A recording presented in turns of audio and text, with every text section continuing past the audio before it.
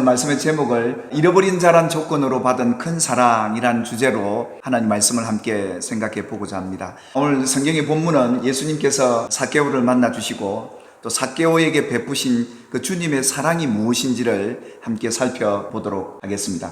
예수님께서 여리고라는 지역으로 들어가시게 됩니다. 근데 많은 사람들이 예수님을 만나려고 모여들기 시작했죠. 그 가운데 예수님께서 주목했던 한 인물, 이 삭개오라는 사람이 있었습니다. 그는 세리장이요 또한 부자라 그렇게 성경이 기록하고 있죠.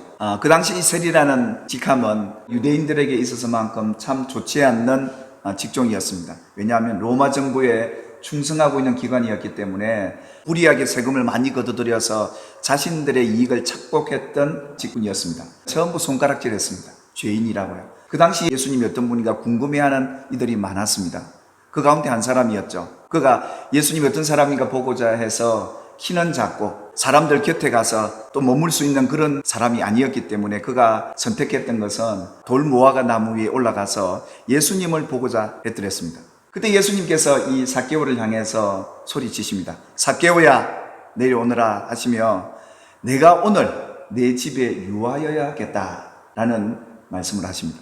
예수님께서 마태복음에도 보면 죄인들과 함께 식사도 하시고 죄인들과 함께 거하는 것을 보고 종교 지도자들은 예수님을 비난했습니다. 이해할 수 없는 예수님의 이 말씀이 그들에겐 굉장히 불편했던 것이었겠습니다. 그래서 무슨 사람들이 이걸 보고 수군거리기 시작합니다. 예수님이 왜 이러셨을까요?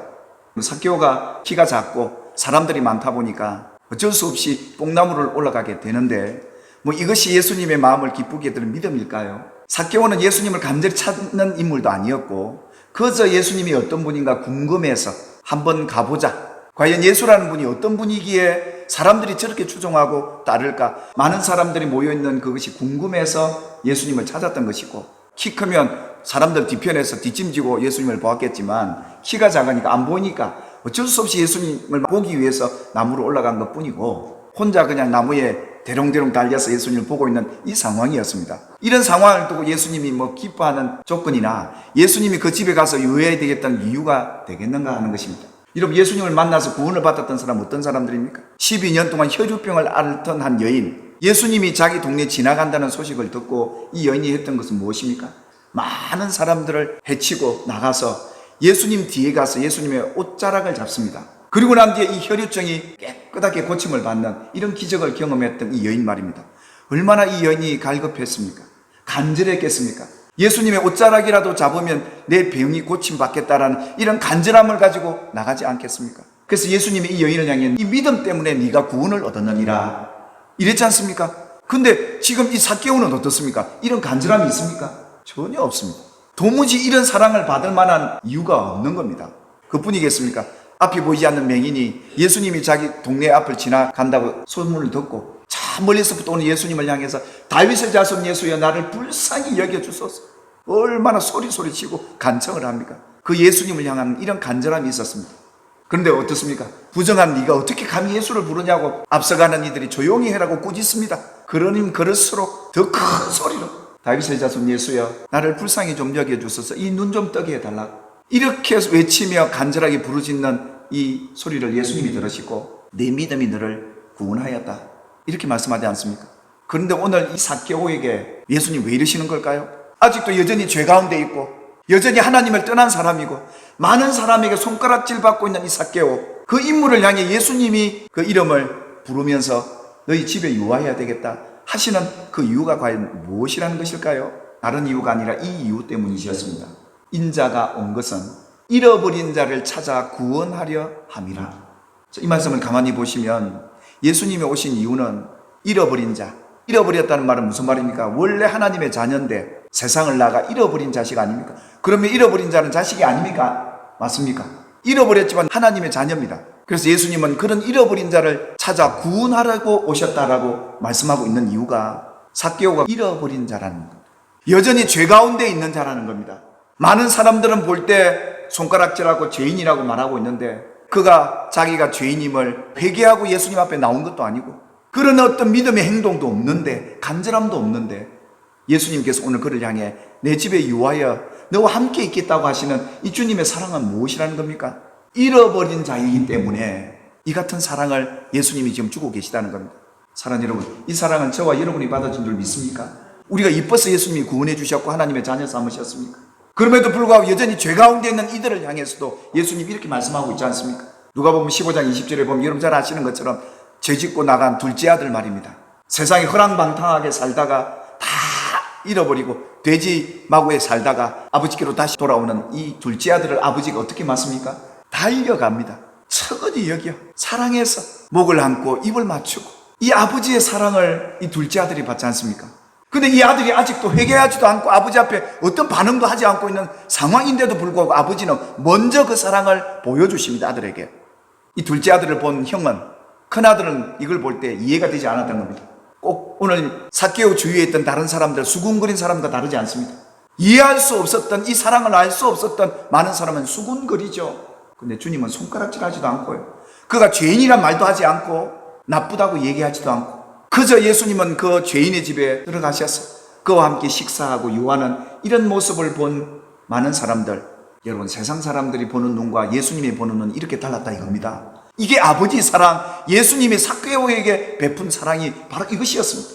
그러니까 이 사랑을 받고 보니까 아들이 어떻습니까? 아버지, 내가 죄인입니다 이랬던 겁니다. 그러니까 아버지의 사랑이 먼저인 거죠. 나를 용서해 주소서, 내가 아버지의 아들이라 일컬음도 받지 못하겠습니다. 이렇게 회개가 터졌던 겁니다. 이걸 지켜보던 큰아들, 그 아버지의 사랑을 못마땅해 합니다. 여전히 동생을 향해 손가락질합니다. 근데 그때 아버지가 뭐라고 하는지 아십니까? 그 이유를 이렇게 말합니다. 이 동생은, 이 죄인은 죽었다가 살아난 아들 아니냐? 잃어버린 이 아들 내가 찾았는데 우리 정말 기뻐하고 즐거워해야 되는 것이 마땅한 것인데 너는 왜 그러냐?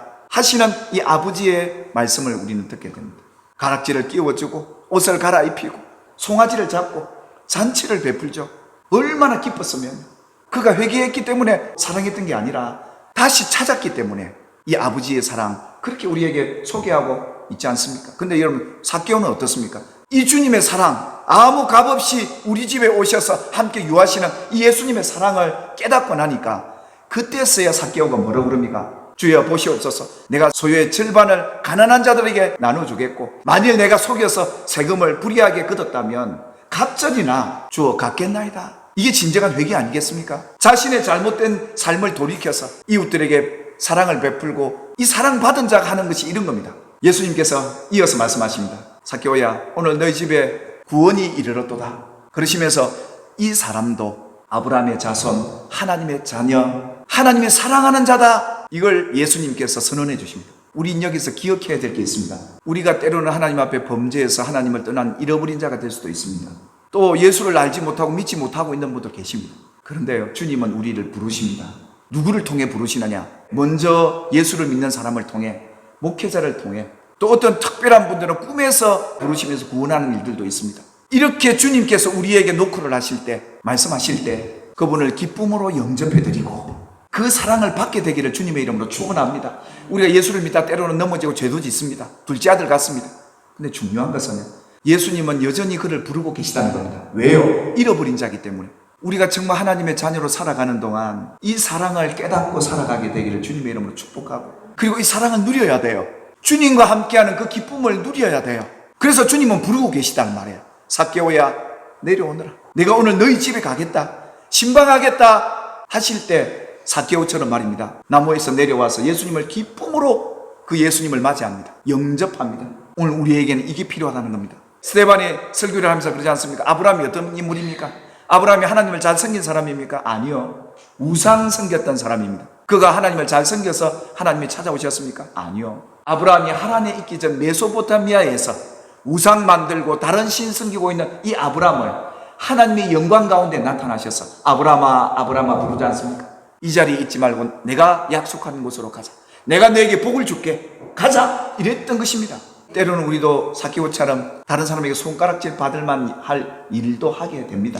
죄인으로 낙인될 수도 있습니다. 세상 사람들은 손가락질해도 주님은 여러분의 곁에 오십니다. 그리고 구원을 베푸십니다. 더 이상 죄에서 묶여 살지 않도록 우리를 어렵게 만들어 주시고 세상 사람들 앞에 당당히 설 수 있도록 하나님의 자녀답게 우리를 세워주시는 그런 은혜를 여러분이 경험하고 살아가게 되기를 주님의 이름으로 축원합니다. 그래서 예수님은 그렇게 말씀합니다. 우리가 아직 죄인 되었을 때 그리스도께서 경건하지 않는 우리를 위해 죽으셨습니다. 죄인 되었고 마귀와 함께 더불어 살던 우리였습니다.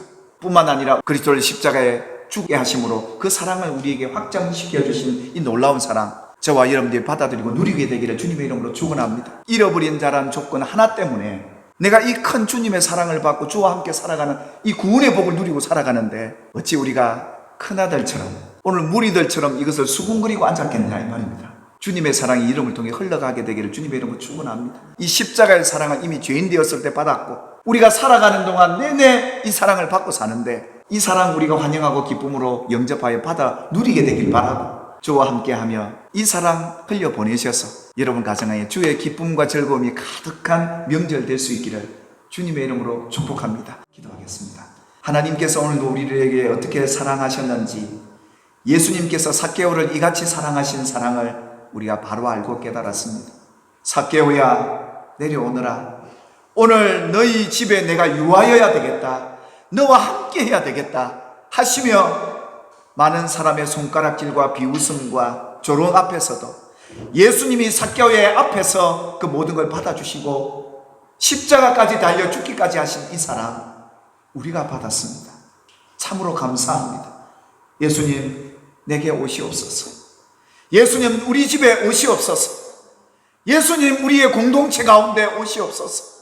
그래서 이 사랑 우리가 누리며 이 사랑 흘려보낼 수 있도록 이 아버지의 사랑, 예수의 이 사랑 우리를 통해 가족들에게, 친지들에게, 이웃들에게 흘려보내는 통로로 사용하여 주시옵소서. 예수님의 이름으로 기도 올리옵나이다. 아멘.